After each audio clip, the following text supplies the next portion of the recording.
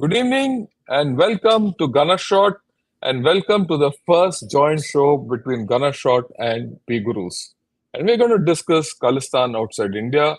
And for this discussion, I have with me Mr. Shriyar. Mr. Shriyar, good evening and welcome to Gunner Shot and P Gurus, the common channel which we are now trying to put across. Namaskar, sir. Thank you. And it's been a while since we've shared the same platform, and it's an honor and pleasure to be on your platform. And viewers, please support Gunner Shot channel of General Ravi Shankar, and you've been a great supporter of P Gurus. I think he's doing fantastic work, and today's topic is very important in the context of what is happening in the geopolitics. And I want to start out by saying my deep humble respects to everyone who's protecting their country. Doesn't matter which country, they lay down their lives for us, and we don't appreciate them enough for their gesture. Here is a humble naman to all of you soldiers, sisters, brothers. Now everybody, we have women and men in the armed forces, and my humble respect to all of you. Things are going to be difficult, sir. One thing that I want to first set out in this topic is that we have a lot of Sikh brothers and sisters in our armed forces, whether it is Air Force or Navy or Army or even Marines, and we want to always emphasize that this movement of a small motley crowd should not reflect upon the rest of the community. The Sikh community, which I consider as a Veer Sikhs, Veer Hindus, who had our back. If it was not for them, India would have been Islamized a long time ago. So this thing has to be always kept in mind. Today's discussion is this ongoing thing where it is like a Bunsen burner. Sometimes it's in sim, sometimes it is in low, sometimes it is in medium, sometimes it is in high. Who is doing this setting? Where exactly did it start? All this is what we are going to discuss. General Ravi Shankar, sir, I would like to start out by requesting you to summarize how you as an army man have seen this, because you've dealt with this in various capacities. So take it away, sir, your experiences. Yeah, look, I've been, I wouldn't say part of the problem, but I know this problem right from its inception days, from my young days. In fact, 91, 92, I was deployed there in Punjab at the height of the Sikh, the Khalistan movement. We conducted the first elections. It was very difficult conditions, a lot of violence, a lot of action, and a lot of operations. In fact, I got my first army commander's appreciation there for an operation which I carried out those days. When you look at the entire Khalistan movement from then to now, what it was then, now it is zero actually. Even then, at that point of time, when Punjab was meant to be burning and everything, we spent a lot of time there. And I was a young major those days. I'm talking of 91, 92. Of course, things had started much before. I will not go into that. I found a lot of the common Sikh in the village, the common Sikh in the armed forces, everyone was actually for India. No one wanted Khalistan. And the reason why the Khalistan movement was rooted out from Punjab, I must put it on record, was not because of the army, not because of the police, not because of the government, because the people of Punjab wanted it thrown out. And the people of Punjab voted. It was a difficult election, right? But people did come forth and vote in 91, 92. Very few votes, but they did come. And it was because of that the political process started and the whole thing was rooted out. Right. So actually, it is a phase, and this entire Khalistan movement was, instigated by Pakistan. There was a political problem. There was no doubt about it. We had an internal political problem, like any other political problem in any other part of India. But Pakistan and Ziaul Haq seized on it and pumped it up to create this greater Khalistan kahani and all that. Then what happened that all these fellows who were pushed out and who ran away from here exfiltrated through Punjab and landed up through Punjab in Canada, USA, and UK, and the West generally, some in Europe also. And soon after that, we also had that 85, that Kanishka bombing, horrific bombing, which was masterminded in Canada. And we all know, everyone who's attending this will tell us uh, what kind of a affair it was and how Canada messed up the whole proceedings. After all, nearly 280 plus people who died in that aircraft were Canadian citizens, though they had this thing. I mean, it's very funny that Canada didn't cry about those 280 odd Canadian citizens then, and it's crying about one Canadian citizen now. It just shows many things. But then we'll get to that later. In India, first and foremost, there is no Khalistan movement. Let me be very frank. I have my friends who retired as army commanders, who retired, in very high positions, civil, army, everyone. No one wants Khalistan. That's the first thing. And how can you look at it? Let's put the contribution of Sikhs into perspective. What they did during, the freedom struggle, all that is well documented. I don't have to say. I mean, just think. The man who turned India around economically was a Sikh. We had a Sikh president, right? Okay. We had a chief of army staff also who was a Sikh, right, at one point of time. Two Paramveer Chakra winners. One, I'm not, there are more, but I'll talk of only two at this point of time. One in 62, Joginder Singh. So there's Joginder Singh. He won the Joginder top in Arunachal. When everyone was running away, this man was fighting. Come down to Siachen and Bana Top. Who doesn't know Bana Top and Naib Sardar Bana Singh? Now Honorary Captain Bana Singh, who single-handedly assaulted a Pakistani post and brought that. And because of that action, Siachen is still with us. Right? So there's a whole lot of things. Who can forget Flying Sikh, Milka Singh? Right? I mean, he's a guy whom we grew up with. Okay. So when you look at this kind of a nonsense, okay, and what this whole story has happened in the past, say 1-2 months, is that there is some kind of a section in the Western society who is trying to fan this, or rather, I wouldn't say fan it. Maybe they're not. Fanning is not the thing. Who are trying to still be nice to this whole lot, which I think is horrible. Right?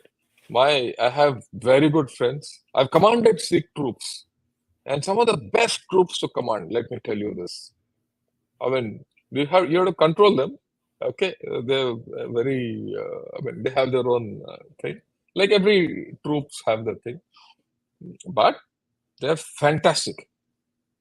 Okay, and they'll take care of you like you are God.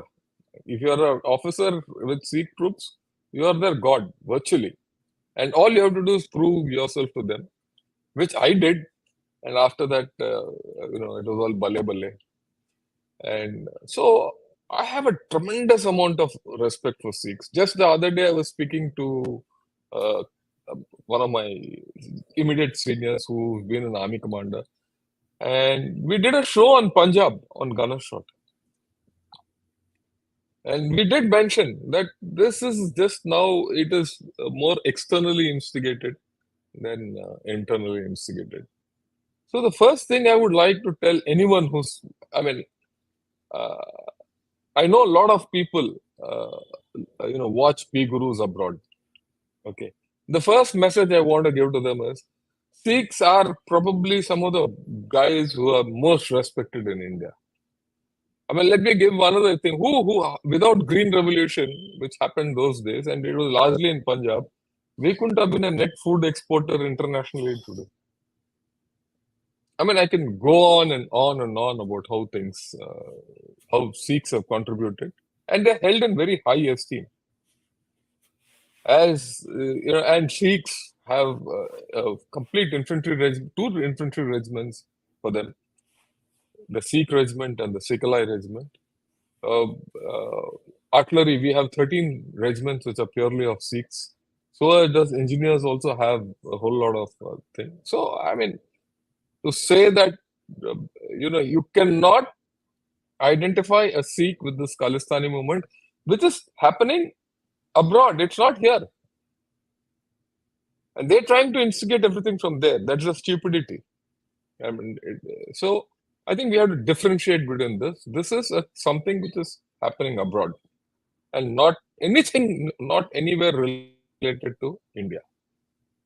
ठीक एक बात और मैं बताना चाहता हूँ क्योंकि ये मैं जो गन शॉट चलाता हूँ हिंदी में भी बात करता हूँ इंग्लिश में भी बात करता हूँ बहुत तो खूब सर। मैं ये स्पष्ट करना चाहता हूँ स्पष्ट ये क्लैरिफाई करना चाहता हूँ कि खालिस्तान का मूवमेंट जो है इंडिया में बिल्कुल नहीं है जो भी हो रहा है ये बावला बाहर हो रहा है ठीक तो ये है हमारा प्रस्ताव आप सवाल पूछिए हम इसके बारे में हम जो भी हम बता सकते हैं हम बताएंगे और मेरे को क्लियर है ये जो खालिस्तान ये जो कनाडा में जो हुआ एक क्रेडिबल एलिगेशन का कहानी इसके बारे में भी मैंने 5-6 वीडियो जारी किया है गनर शॉट में आप देख सकते हो राइट और वो भी बहुत हमारे जो एक्सपर्ट्स हैं उनके साथ मैंने जारी किया है और जो पहले बार हमारा गनर शॉट का ये देख रहे हैं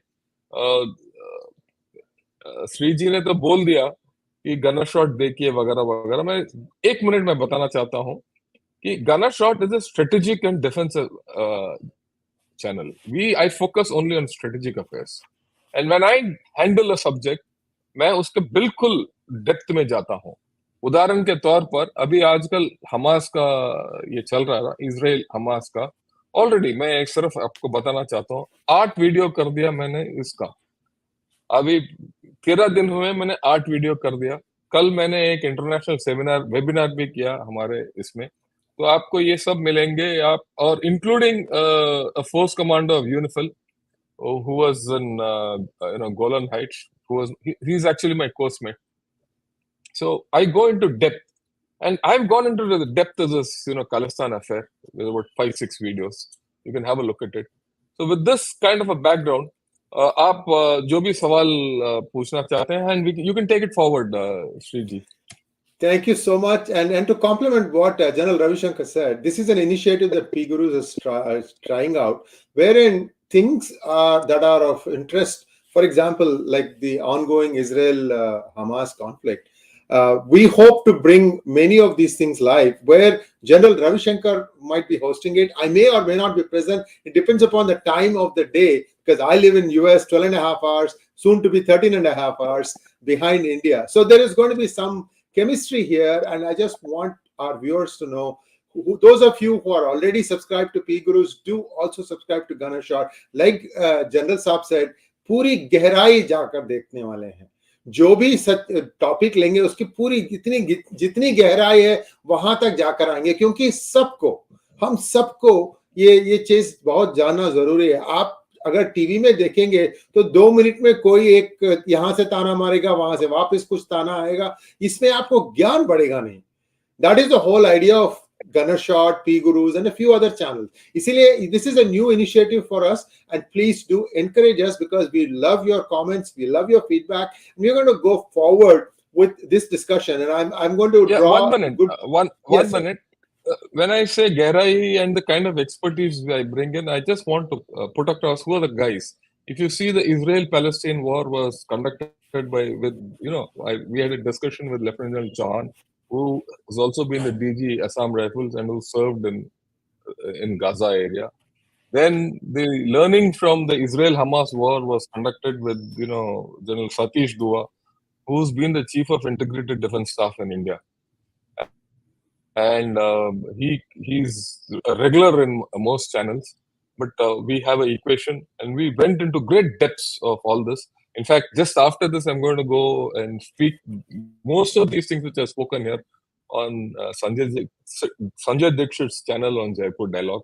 Then you see the center one with General Iqbal Singha, who was the commander of the Andof in Golan Heights, and he spent 3 years there. Then, of course, General Raj Shukla. Today, he was the Army commander of Army Training Command. and today he's a member of the UPSC. And on the left bottom, you see General Atta Hasnain, with whom had a great discussion. And General Atta Hasnain is today the member of the National, Disaster Management Authority, and he's widely traveled, and he's a well-known personality. And of course, the webinar I had was with General Atta Hasnain, Ambassador Tribunayat, and Dr. Michael Rubin, which I moderated. You can have a look at it. Why I'm saying this is, it's not that I'm trying to say, but each of these subjects, we go into details, and like what Mr. Shriya had said, वो arrangement करेंगे so that everyone in P Gurus also gets this, gyan which we generate, right? We'll make this arrangement. It's not a big deal. If we can be together on a show together with where all of us, everyone is seeing, we'll do the other ones also. Yes, indeed. General Ravi Shankar, today we read in the newspapers that the Navratri celebrations in a Hindu temple in Surrey, Canada, were disrupted by Khalistanis. This has been happening for the last couple of years, General Ravi Shankar. Even here, when we have Independence Day floats, for example, they used to do it like they would stand in one corner, there'll be protests, you will just calmly walk by. That used to be the modus operandi. Lately there has been active intervention, active methods to try and disrupt this thing. So this is where somebody is crossing a line. Unfortunately, in the garb of freedom of speech, a lot of leeway is being given. I've had my discussions with the US government officials also. I said this freedom of speech has some responsibilities. There are some consequences, and you saw that in the form of Harvard University, doing something nasty, and the students who didn't probably even know that their organizations have put out this release are now facing the wrath. So what I wanted to ask you, General Ravi Shankar, is this new active disruption, is it Khalistani's way of trying to rise above this noise of Israel conflict and try to keep the Khalistan context also in the eyes of the viewing public? Is it just a publicity stunt, or is this going to continue? What are your thoughts, sir? Oh, this is not a publicity stunt because they've been doing this for quite some time. They've upped the ante because they've got some, recognition from the Canadian government, right? The Canadian government, definitely, if I look at what Canada has done, UK has done, USA has done, I think Canada has given them too much leeway. And the point is, the Canadian government has to realize at some point of time that it's okay to say freedom of speech. It's okay to give, we are an open society, we are a rule-based order, and X, Y, Z. Okay, but when you give shelter to these guys who are basically terrorists, I call them terrorists. They're not militants. They're not freedom fighters. They're terrorists. And you give them leeway to incite rebellion in or secession in another country, which is supposed to be a democratic partner, right? You're doing something funny. Okay, forget the Canadian government. You're doing harm to yourself because tomorrow this is something which is going to kill you. They're creating a problem for themselves. They're seeding a problem for themselves for tomorrow. Because these fellows definitely, when they come to India, will sort them out. On that, there's no doubt. And I don't have to sort them out. The Punjabis and the Sikhs will sort them out. They'll not grow. And these types are criminals and terrorists, and we'll treat them as such. Right. On that, there is no two ways about it. But if you don't take the sensitivity of the Indian government, and you don't take what Indian government is saying in the garb of free speech, you're harboring criminals in your area. Right? Tomorrow, you're going to have law and order problems within your area. If you're so fond of it, give Khalistan within them. Call one state or one province in Canada as Khalistan and give it to them. Let them do what they want. Why trouble us? That's the way I look at it.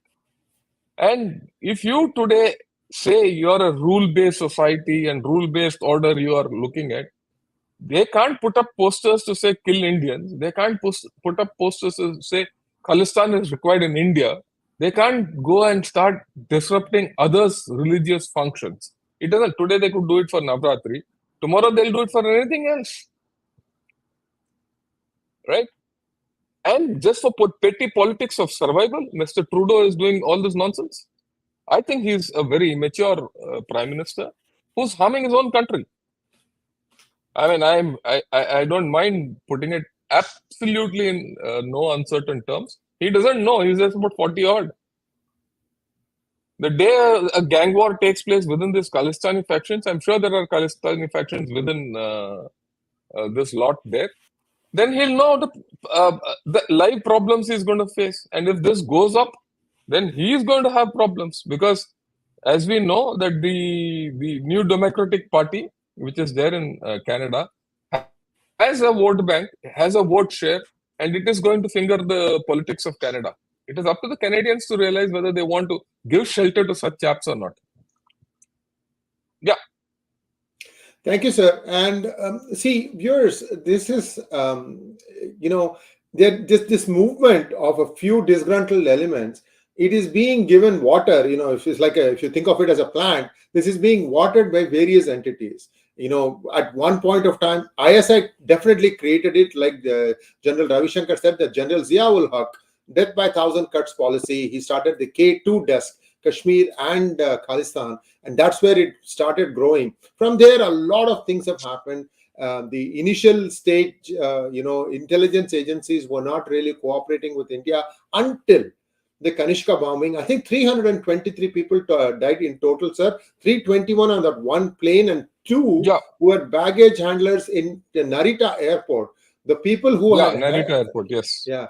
The people who had, Yeah, I agree with you completely. I mean, and the way Canada botched up that whole thing is not funny. I mean, that's open record. Yes. Right. And it took... Yeah, please go ahead. So it took 20 years before they had a judicial report on the 1985 bombings, and that was by a retired judge, John Major, and that is available on on Google. You can go and look at it. Kanishka bombing and what happened, what actions need to be taken, and so on. Nothing of that sort happened. Finally, you have the two plotters. They're both now, I think they have both met their maker, and they have become some sort of martyrs. I mean, these are people who killed Canadian citizens. These are Sikh brothers and sisters. Also, General Ravi Shankar, a few, I think maybe 100 or so, or maybe even less than that, actually crossed over from US into Canada to take this flight, because it's on the border of states like Michigan. I understand. Yeah. So some Americans also died in this. My point in saying all this is two countries who lost their citizens, and yet US has done almost nothing to do to help, at least in the Khalistan thing that I know of. Now the challenge is you have this noisemaker. He's a dual citizen of Canada and United States, and he says death to all Hindus. This is the reason why I'm wearing a sacred ash shirt. I want to try and tell them, look, you cannot just wish somebody death just like that. He has broadened the scope, so to say. Go ahead, sir. No, what you're saying is right. Let me put this thing in context. When you go back to the 90s, right? Ideologically or geopolitically, the US was definitely not with us. They were against us. In fact, the entire West was against us. They were actually behind Pakistan in those days. Pakistan was their favorite, child. In that context, it is understandable that all these Sikhs who were pushed out from Pakistan got, refuge there. And they were facilitated to live happily ever after there. Let them live happily ever after. But today things have changed. The Canadian government and the US government have to be sensitive towards us. From 2000 to now, the partnership with India is supposed to be a strategic partnership. If it is a strategic partnership, those people who are speaking against us, sitting in your country, have to be taken care of. And who are inciting secession in our country. It is just not saying, no, they're those people, are rebels, and people who have a different opinion and all. They're not simple guys. Look, I'm a guy who has responded to situations where people have just been blown off, and then you're going on in a market where a cycle bomb has blown off. Like, and I'm talking of 91, 92. And thereafter, you're picking up limbs and, shattered bodies on the floor. You don't even know who they are. And at the end of the day, you don't even know how many people died. You come to know only because the relatives say, "Look, my chap is missing." And then you start identifying bodies from pieces. It's a horrific thing. If something like this happens tomorrow in USA and Canada, I mean, I wouldn't like it to happen, but the way things are going, unless something like this happens there, they will also not realize the gravity of the situation, and they also have to change. That's the point, right? They can't. You can't say freedom of religion is only for one particular sect or community. It is for everyone. It's a law and order and also civic problem, which they must attend to. I mean, this is my proposition. Yes, indeed, sir. I couldn't agree with you more. In fact, I have been very disappointed with the United States, FBI, as well as the San Francisco Police Department, in their tardiness in solving the crime of who set fire to the Indian consulate building. See, on July 2nd, if I remember correctly, General Ravi Shankar, what happened was there was like, any place you have a building, you have a small carpet to walk before you get into the building. So a couple of Khalistani in double quotes, miscreants, they set some sort of a fire accelerant, they sprayed it on the carpet, and then they set fire to it. I know it was not meant to go and burn the building down, but it is a symbolic thing. They took a video of that, and they were proudly proclaiming, all the slogans that go with it. And till today, I have no clue whether they have been caught or not. And these people may or may not have realized, but this is actually Indian government's property. A consulate building is the property of the country of which the consulate belongs to. And basically what they are doing is they are setting fire to the country of birth for them. Yes. And Yeah. Look, sir, go ahead, sir. whether it's a country of birth or not is irrelevant to them, because today, as far as I'm concerned, the Khalistanis are virtually the enemies of India, right? If the enemies of India are being given, shelter in each of these countries, right, in the West, because of their laws, legal issues, and all that, well, tomorrow the same thing can happen here. Then, do we go on this pro quid quo as strategic partners? That's the issue, right? Very true. I Very mean, true. and I see, let me put this, one comment which has come. He says, "Have you checked how some American YouTubers are covering the one-sided narrative of this India-Canada issue over the death of a Khalistani?" I completely agree with him, because we have not, of course, uh, the fact is that we have also not sold our narrative well. We have not also stated our case well, nor has USA taken this case seriously. But I think after this, there would be some logic coming into this whole madness, and there would be someone who will say, "Look, it's time to call things out and stabilize equations." And that's the sense actually I got from some of my friends also, that look, they come into a new situation. They're talking to a new India who's not backing down. 5 years back, 10 years back, we probably would back down, right? We did, but today it's not going to happen. And as India's geopolitical importance keeps rising, I think these issues will automatically get the right address um, they deserve, or the right importance they deserve, and things will even out. But the thing in USA, I think it'll even out. Even I think to a large extent it'll even out in UK also. But I'm worried about Canada, to be very honest. It's Canada which is the weak link in this whole thing. And because the government supports on the new Democratic Party, which has got deep roots with the Sikhs for justice, that we will have problems in future. Yes, sir. And Today, if you look at what is happening in the Canadian politics, Justin Trudeau is reliant on NDP, the National Democratic Party, which is based out of mostly on the state of Vancouver, and that's where they have the most number of seats and representation. And they basically Jagmeet Singh Dhaliwal, he tends to omit his last name Dhaliwal because there are, like you Dhaliwal. said, sir, like you said, sir, there are two gangs, two big gangster gangs there, and one, the leader's name is also Jagmeet Singh Dhaliwal. Okay. So he wants to not be identified with the other Dhaliwal, same name, right? That's Okay. why this guy calls Okay. himself Jagmeet Singh. And Okay. interestingly, he has some relative, another Dhaliwal, Sukhi Dhaliwal, if I remember correctly, maybe related or not, maybe from the same village only. That person has been frequently associated with taking trips to Pakistan and meeting with these two people who are allegedly ISI operatives working out of Canada, Rahat Rao and one other name, I don't remember that. And see, the point I'm trying to make, sir, is NDP. If the news comes out that NDP has active collusion with entities such as the ISI, will then the Canadian people react to it, or what is it going to take for Canadian average Joe on the street to understand this NDP, the way it is going, is not good for them? Well, I think there has to be a terrorist incident instigated by these chaps for their ends in Canada to happen.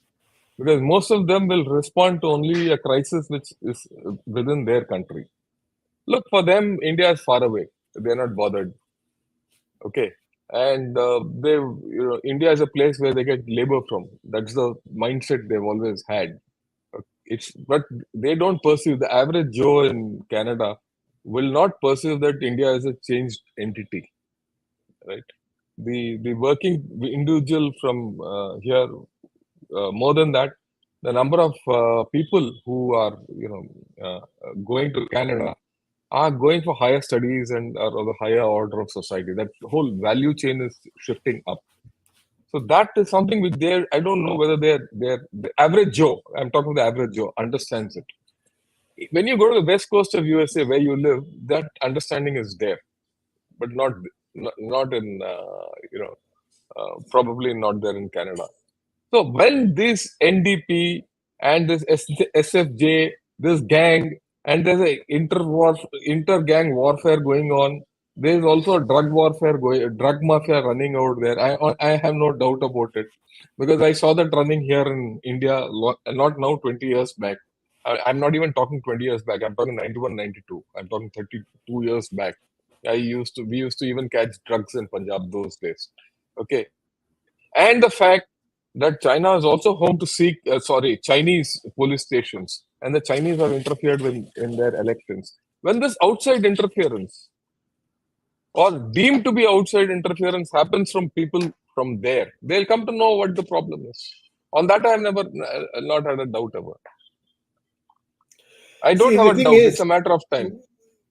sir, we are trying to proactively head that off, isn't it? I mean, you don't want I innocents to die. I I don't know whether the government will respond. This current Canadian government will respond because he's in a survival mode. He'll not respond.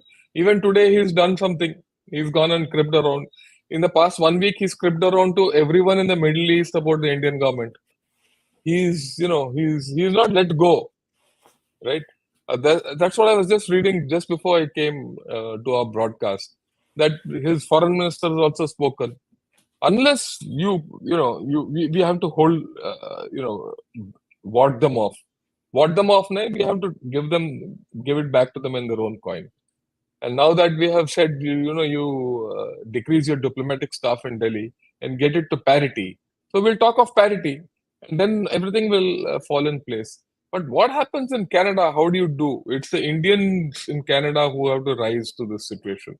It is the Sikhs in Canada who have to rise to this situation, right? And it is up to the people in USA also to put sense that side. Yeah, Yes, unless they yes. stand up, look, I started this program by saying the Khalistani problem in Punjab was not solved by the Indian Army, the Indian government of India, the government of Punjab, or the Punjab police. We were all enablers to the people of Punjab. Let me tell you, I can tell it with a very clear heart and absolute clear mind also. It was the people of Punjab, right? So when the people of Punjab decided that there will be no, I'll give you a small example, a personal example. You know, there's this place called Fatehgarh Sahib, and this is where my unit was deployed on those days. And Fatehgarh Sahib was quite notorious in the sense that a lot of these terrorists had taken shelter in that, Gurdwara, and it's a very famous Gurdwara. All Sikhs will know. It was, one of those Gurdwaras where Guru Gobind's, two sons were killed and plastered into the wall by the Mughals. And that Gurdwara has got tremendous value in this in amongst Sikhs. And this was virtually, all these terrorists were taken into that. There's an annual Jod Mela. In this Jod Mela, all these terrorist groups used to come and, give their pravachan and all that. So what I used to do, I mean, this was in our area, and the Jod Mela, invariably, there were problems, and about 8 to 10 people used to get killed, etc., etc., etc. So when I was made in charge of giving security to this area, the Punjab government and the people, the policemen, the police law, had put in a lot of effort and this and that and all that, and a lot of problems. Of course, the army, I was the pointsman for the army. The army also gave me full backing. My commanding officer and my brigade commander were behind me. So I went and spoke to people. I spoke to people. I spoke to village headmen. I spoke to the Granthi of the thing. I spoke to the guy who, is in the district court who does typing, for notaries and things like that. And I spoke to people. About 15 days, I kept speaking to people. And I said, look, who are you killing? You're killing each other. Is it fair? Why don't you have a good Jod Mela where, women come and, can go, and it's a huge thing there. They responded. They said, "Sir, Major Saab, इस साल आपको एक भी किस्सा नहीं मिलेगा." And it happened. That year there was nothing, zero. And of course, thereafter the elections took place and things.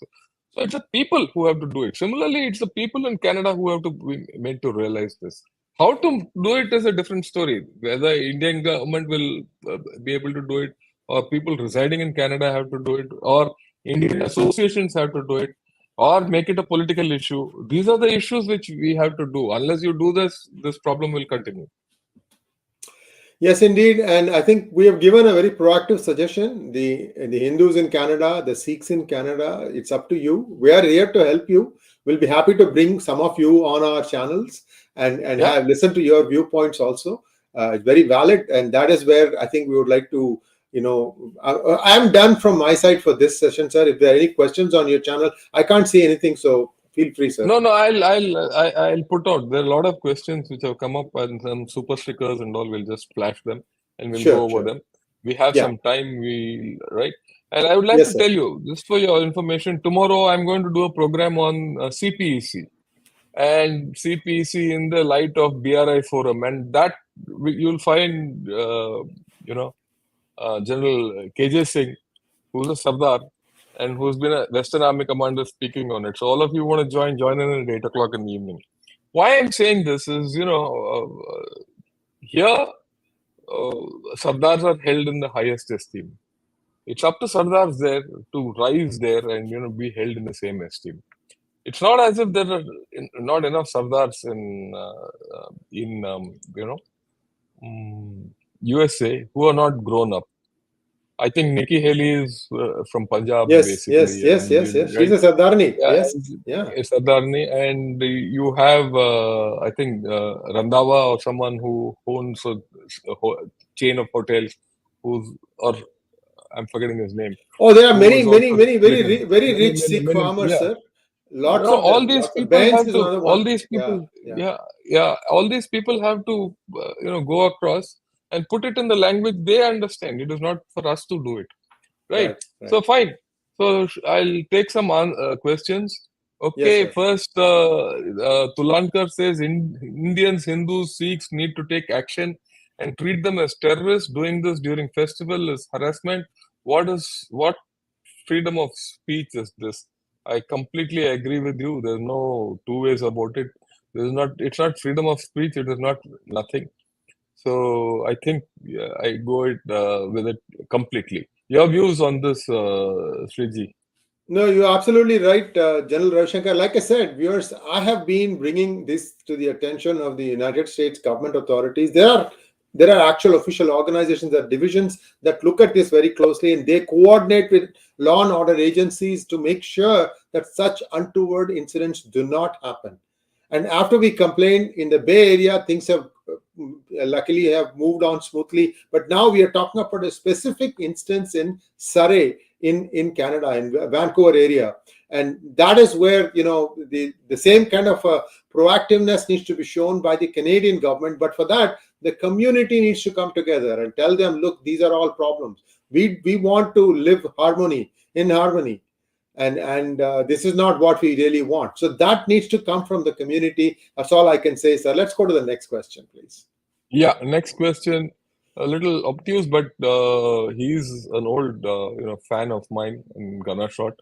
He says USA, UK, Pakistan, Khalistan, Canada, Afghanistan, and all other Commonwealth countries are part of the British Empire even today, fed by Christian dollar. De-dollarization is necessary. First and foremost, Khalistan never doesn't exist. It's only a matter of imagination.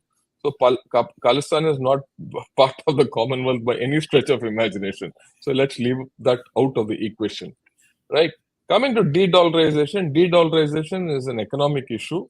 I don't think de-dollarization can be done, right? And if you do de-dollarization, you need to have an alternate.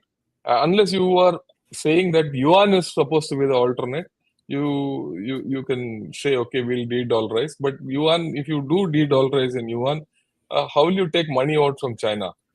Chinese want to take money out from China, and they're having a problem. And what do they want to do? They want to, go and buy houses in California or Malaysia or Singapore in dollars.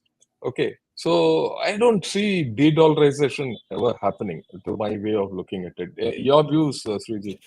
Yes, I agree with you, sir. This is not something that's going to happen in a day or two. And certainly, the Chinese also realize that the world is not going to accept their yuan. So they try to do something called as the digital renminbi. These are all still pie in the sky ideas. Remember, Yeah, in BRICS, India did not accept the proposal of China as to have a common currency for the BRICS. They said we will do bilateral. We don't want to do anything, and that is the yeah, right yeah. I, approach. Yeah. yeah, yeah. I completely agree with you. Digital renminbi and digital rupee में क्या फर्क है? UPI में क्या फर्क है? I don't know. I have digital rupee. I have UPI also. My wife uses Google Pay. I use Phone Pay.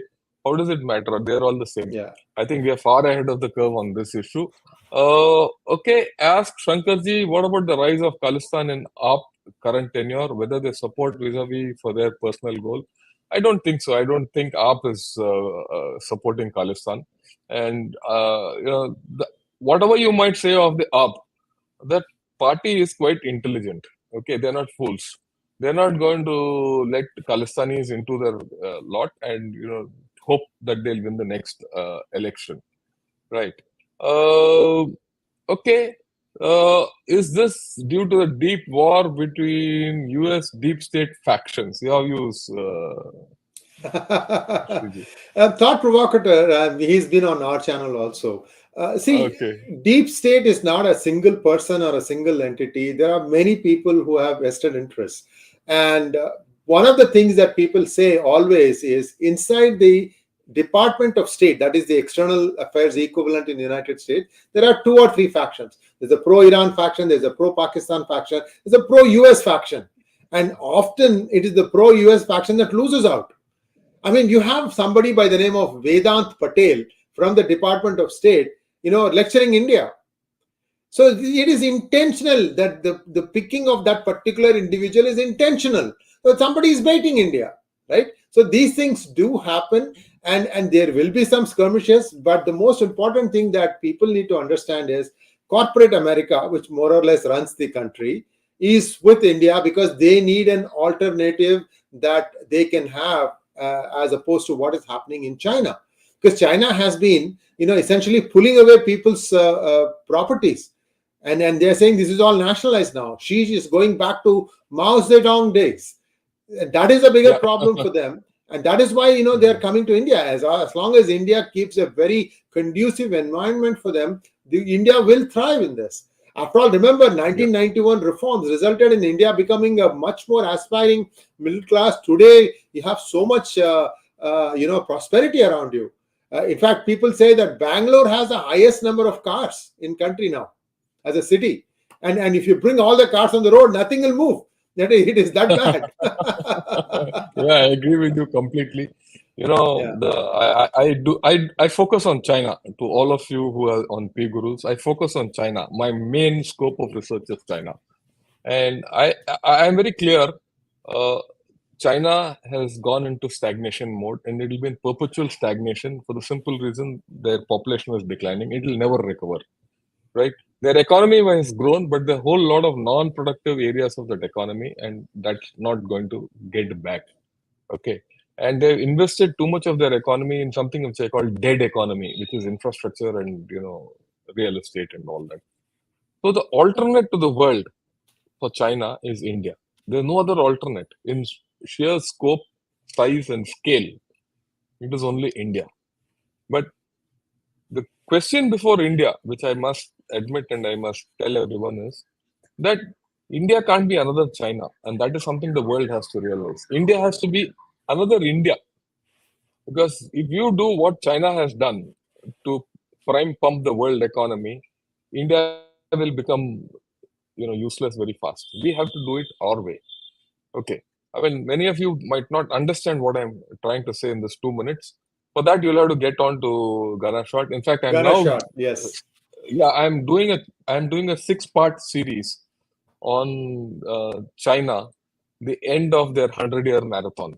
100-year marathon is a book written by Michael Pillsbury on China's gain to become a superpower, and I'm defying that, and I say that the 100-year marathon is finished, and I'm doing a 6-part series on that. The first part I did it the day I did it on demography. The Israel-Hamas war broke out, so I'm going to do that. I mean, if we can jointly broadcast it over both, so that Absolutely, sir. Absolutely. yeah, We'll work it out. Yeah. and we'll work it out. Okay. So I don't see that happening. Okay, I'll take this question from JBJP. He's, he watches all my shows. General Sir is right, and he's from Punjab, and he feels strongly about Punjab. And he asked me so many questions about Punjab that many times I don't answer him also. But this I will take. Uh, General Sir is right. In 1980s, 90s, Khalistan movement was defeated in Punjab mainly because on ground, centuries old inseparable brotherhood between Punjabi Hindus and Sikhs was not broken in Punjab. See, this is the crux of what we are trying to convey today in our thing. Your view on this, Sir, I Vijay? couldn't agree with Bolliye. you more. I mean, if you look at how the Sikh Panth actually started out, the first born male was usually the one who was initiated into Sikhism, and the others were all Hindus. Yeah, And because of this interference by Pakistan, and for some reason, India did not wake up to the horrors and the possible, future consequences. This is what has happened, and I encourage all of you to read one book. It is available free, by the way, by a raw operative called B Raman, Raman, and the title is Cowboys, Kaoboys, because R.N. Kao, Rameshwarnath Kao, was the founder of the research and analysis wing, and this is a fantastic book because he is on the dot in terms of telling you what really happened in the last 50 years vis-a-vis the Khalistan movement, or anything to do with ISI and the riots in Mumbai in 1993. Everything is covered in that book in a very clinical fashion. Wonderful, wonderful book. I mean, I can't put it down. This is just actually a spy's recollections of how things played out in India, but it's a beautifully written book. I encourage all of you to read it, because unless we read, we will not understand how things played out on that day on the ground. That's what he brings to us. Yeah. The next question is Jai Hind, the West cares for its own interests but wants nations like Bharat to follow what they say. Isn't it hypocrisy? Is Bharat now heading towards a real independent foreign policy? Well, let me clarify this to you. We have never listened to the West. If you go into the history of our geopolitics, we were against the West. Look at the 71 war. The West sided with Pakistan, not with us. It was the Russians who sided, the Soviets who sided with us. I mean, we also have to make a differentiation between Russians and the Soviets. So it was the Russians, so the Soviets who sided us. Okay. Now, after that, we did the Pokhran blast and we were under sanctions. We carried out missile tests. We were under sanctions. As recently, when we bought, the S-400s.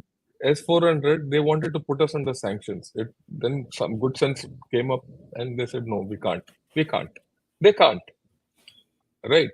So there is this fear amongst a whole lot of Indians because the West says something that we follow them. Let me put it, we don't follow the West. It's not our history. And the West knows that. You see, the difference between China and India is this. I mean, if you understand this difference, then you will see the future of the India-West relationship is going to be very strong. In the 90s, it was, or rather in the 70s, it was the Americans who went to China and said, let's carry out a rapprochement. And they accepted. China accepted whatever USA said. They went against the Soviet Union and helped break it also. Okay, now that happened. And the West was fooled by China and taken for a royal ride for over 25 years. Right? They kept sucking the West out of intellectual property rights and the finances and made itself rich. It didn't bother what the West was doing. They had no, scruples on that. And one fine day, out comes Xi Jinping and he says, I'm going to establish a Sino-centric world order. It is then that the West woke up and said, look, we're stuck. Okay. You look at it the other way around. The West has always been against us. It's only around 2000 that they realized that there is more depth to India stroke Bharat, whichever way you want to call it, than what was perceived. And they started this strategic partnership with us. And we have the whole strategic partnership is going up. And it has taken only 20 years. It's not a thing which is happening like that. It needs time to crystallize out. And what has happened in the past 10 years? They have realized that the bulwark against China is only India. They can't do without India. Okay. And they can't dictate to India. Let me tell you, I know because I've been in the government at the highest levels, right? And I've dealt with the Americans at the highest levels, as much as with the highest levels in the Ministry of Defense and State Department. So they know that there is a limit to which they can talk about India and no more. So, okay. The next thing is, I mean, I'm taking a little time because I think your audience need to understand this. Next thing is, America has allies. Japan is its ally. Australia is its ally. UK is its ally. Germany is its ally. Part of the NATO. We are not part of all that. We are only a strategic partnership. We are not an ally. We don't listen to them fully. We go our way. So we actually have an independent foreign policy, which many of us don't understand. Right? We get drawn in by what New York Times or Washington Post or some ragtag paper from USA talks, and which some of our own, uh, poorly informed journalists pick up and replicate here. But if you look beyond the surface, we have always had our independent foreign policy. And India is strong enough. And this is something which I've earlier also spoken about in P Gurus, when we were discussing the Yes, yes, Eastern yes. Ladakh fracas. I said, at that time, if you remember, I said they'll not come back. You used to ask me, will they come back and attack us and this and that and all? I said they'll not come back, and they've not come back. Right? We didn't take America's help.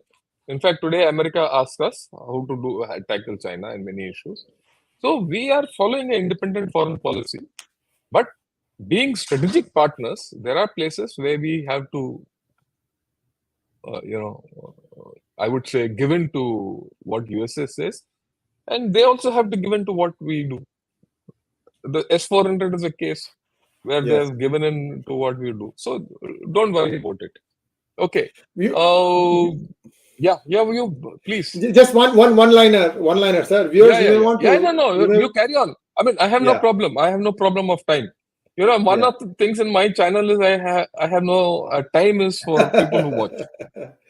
So one of the things that I had asked Congressman Ro Khanna, who had come on P Guru's channel, there's only one interview, so you can search for Ro on P Guru's channel, you'll find out. And he was the one who gave the waiver, CATSA sanction waiver. And we talked about it at length. We also talked about many other things. So do watch that video so that you get an idea of how much happens in various spheres here, how everybody is now recognizing the importance of India and the fact that it can be the bulwark against China. Also, I must mention the episode that I did with General Ravi Shankar about Brahmaputra. To me, is it's one of the best episodes that P Gurus ever did. It's a fantastic presentation. What happens, how Brahmaputra flows. So do watch that video also, viewers, if in case, because there are a lot of new subscribers, General Ravi Shankar. They may not be aware Yeah. of how much videos we have done, how many videos we have done in the past. So I do encourage you all to look up that Brahmaputra video. Sir, next question, sir. Yeah, next question is, okay, in Cowboy's book, it is said Morarji Desai massacred raw agents in Pak. Why did he receive Bharat Ratna since he already received Nishane-e Pak? How such people be our heroes? Your views, because I've not read this book. Cowboy's book, yeah, Raman does explain about Morarji Desai, but he doesn't say that he had massacred raw agents. This was an inadvertent slip of tongue. What happened was, sir, Ziaul Haq used to call up Morarji Desai and ask him for advice. Basically, he was trying to find out what India knew. And in one such conversation, Morarji Desai blurted out that we know all about your nuclear program. That shook him up, and they purged a lot of people who they considered could be informers of Raw. So that set back the Raw program by a few years. However, Desai did realize the value of Raw and a later incident, and then he let things be as they were. In fact, he had an admiration for Raw. So, yes, there was a small slip, but then things improved after that. So there's a little bit of a balanced nuance there. Next one, please. Yeah. Next one. Bobby Jane says everywhere it is heard China has a sloping economy. Can you estimate how long it will take to touch the turmoil point? Bobby, there's already in turmoil. They are already in turmoil. Okay. Let me tell you this. Just go to Gunnershot, watch, the end of the 100-day marathon and demography. See that video on demography. The biggest problem of China is demography. I've explained till 2030, the demography doesn't change drastically in China. 2030 onwards, till about 2035 to 2040, the demographic change in China is huge. And that is when the Chinese economy will start going down, no matter what they do. I mean, it is irretrievable after that. Like I said, Chinese economy, that every year they're pumping it up. Sometimes they say it's $17 trillion. Sometimes they say $21 trillion, X, Y, Z. But the Japan Council of Economic Research came out with this finding 2 years back, about a year back, that the Chinese economy will never cross the US economy. Okay, that's a fact. I don't think it will happen. Only because one fundamental thing which many of us fail to realize: economy is about of people. Economy is not of buildings. Economy doesn't refer to cows. Economy doesn't refer to spacecraft. Economy is of the people. It is people who make economy. And if that economy doesn't work for the people, or the people are not there to create that economy is fake, right? China is in that problem. That's why I said I'm doing a 6-part chat program. I'm going to restart with demography all over again. Do tune in. At that point, you can have 6 where I'm going to talk of demography. I'm going to talk of ideology. I'm talking of their economic structure.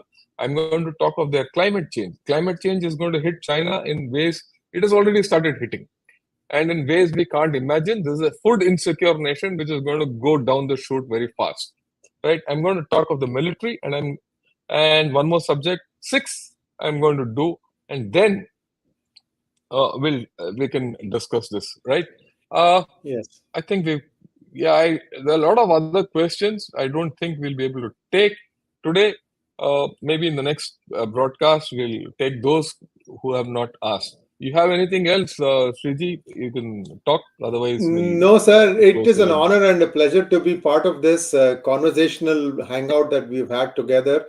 And I hope that you, as a viewer, has found this enriching. Do send us your comments, and we'll be happy to respond to them and see how best we can make this thing even more enriching for you. Thank you so much, General Ravi Shankar. Thanks for coming together at such a short notice to put together this joint program. And viewers, please like, share, and subscribe to Gunner Shot. I'm not asking for P Gurus. Gunner Shot. It No, no, it it no. Why requires not P Gurus also?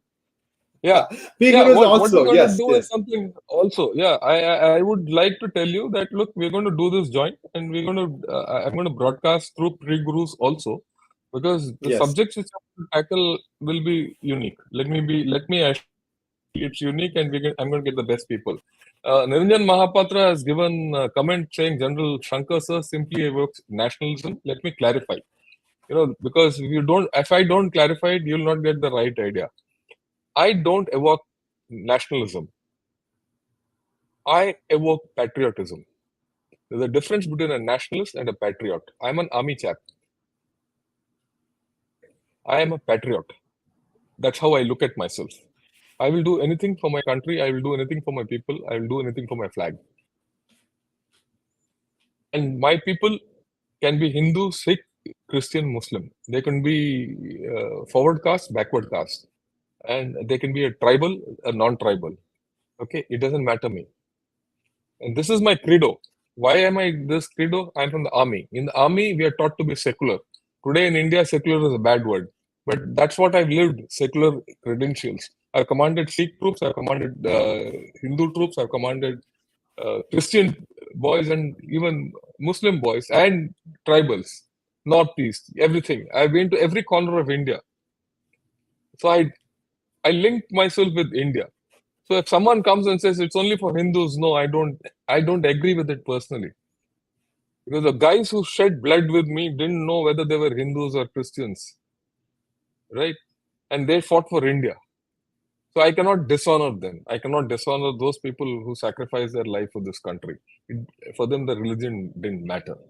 So that's where I come from, right? And I hope all of you understand my sentiment on this issue. But all the Sir, same, you are Niranjan, not thanks a lot. alone. Sir, you are not alone, sir. This exact distinction was made by Ro Khanna in that one interview Yeah, that I had with him. I've had only one interview thus far, and okay. he made the exact distinction that what you're saying right now. So please do watch that one, guys. Thank you so much, sir. Yeah, you must. Yeah, thanks a lot. Good evening and Jai Hind. Namaskar.